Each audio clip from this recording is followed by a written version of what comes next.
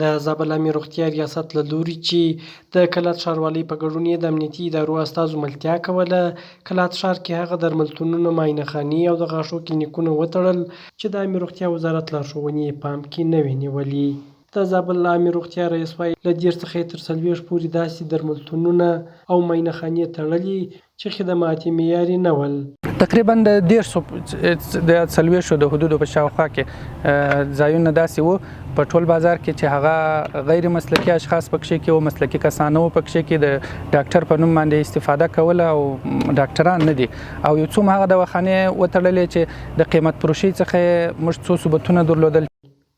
د عامې روغتیا رئیس وویل وړاندې له دې چې ریاست دا اقدام وکړي څو ځله دې کسانو ته خبر ورکړی، نظارت یې کړی، خو څوک حاضر نه شول چې قوانین تطبیق کړي.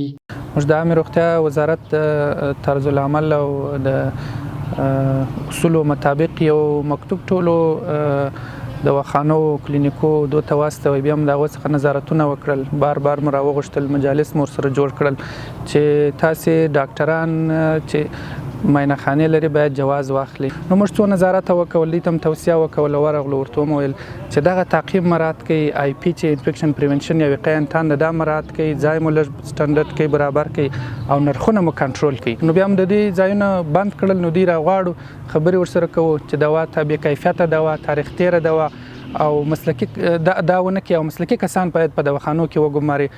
د زابل عامې روغتیا ریاست وایي وخت پر وخت به له بازار څخه د دوی دا ډول نظارت دوام ولري.